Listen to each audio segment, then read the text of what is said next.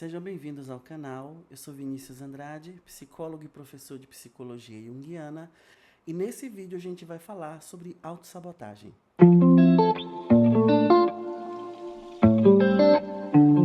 Bom, em primeiro lugar, vamos entender o conceito de autossabotagem. Sabotar significa atrapalhar, prejudicar alguém, prejudicar uma organização, uma instituição de maneira deliberada. Eu tenho um concorrente que trabalha no mesmo ramo que eu e, por exemplo, eu invento uma mentira para prejudicar o trabalho, a procura pelo trabalho desse colega. Eu estou sabotando. Quando a gente fala em autossabotagem, a gente está falando de uma série de comportamentos que atrapalham, que prejudicam a nós mesmos, ou ao nosso desejo, aos nossos planos, a um objetivo.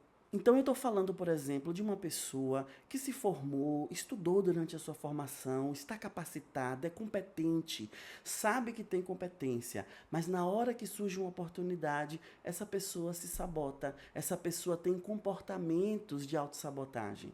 Esses comportamentos podem ser conscientes, como podem ser inconscientes também. Um exemplo de comportamento consciente: eu vou para a entrevista, mas eu tenho a crença de que não vai dar certo, de que eu não vou conseguir. E aí eu chego na entrevista e nem falo das minhas credenciais, não falo de cursos importantes, habilidades importantes, experiências que eu tive que podem jogar a meu favor na hora de conseguir o cargo. E o que seriam exemplos de comportamentos inconscientes? São comportamentos que são influenciados pelo nosso inconsciente. Então a gente não faz de maneira deliberada, ou a gente não percebe que está fazendo.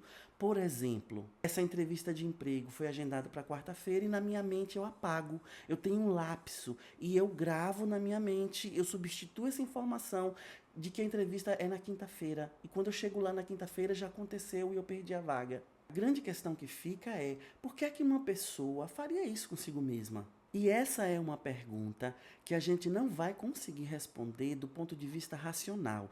A autossabotagem não é um comportamento racional. A gente não pensa muitas vezes no que está fazendo. A autossabotagem, na verdade, ela tem um fundo, um apelo muito forte emocional.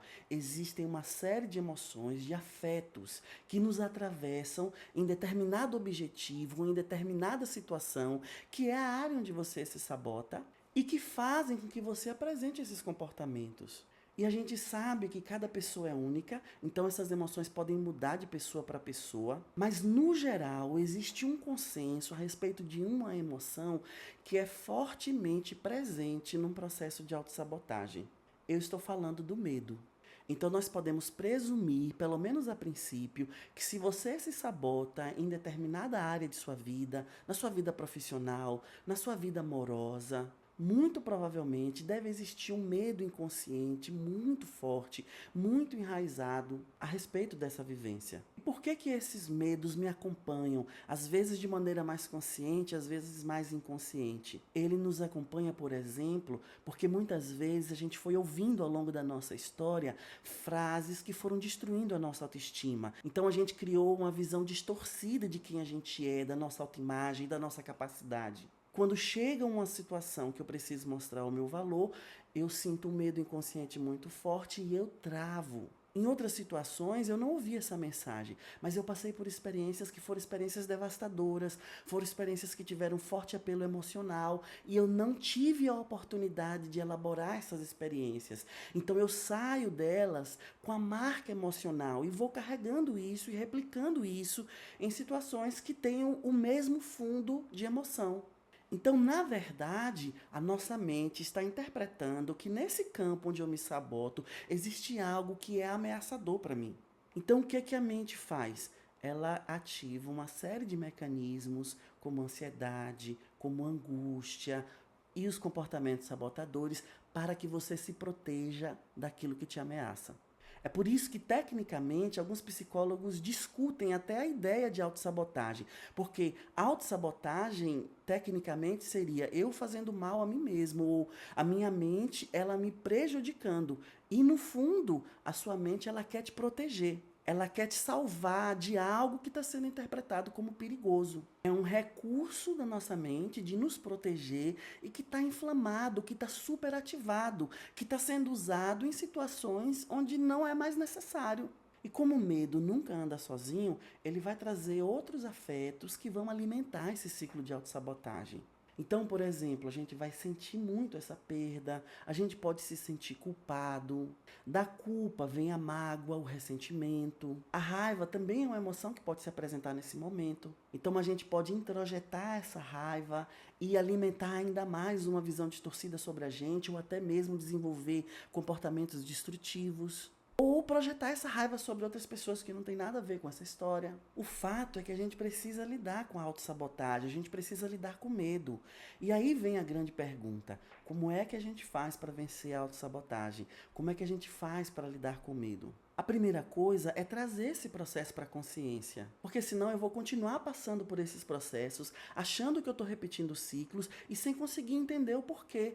E aí eu vou alimentando dentro de mim a sensação de que isso vai se repetir infinitamente. Eu preciso estar consciente de que eu me saboto em determinada área e eu preciso entender o que nessa experiência é tão ameaçador, o que me provoca medo. Entender isso tudo é o primeiro passo. Agora, quando a gente entende, entender não vai tirar o nosso medo. A melhor maneira de vencer o medo é encarando ele de frente. Óbvio que para fazer isso eu preciso estar seguro, então eu preciso me preparar, eu preciso me estruturar, eu preciso querer vencer esse medo. E aí eu posso então começar a dar pequenos passos para enfrentar o meu medo.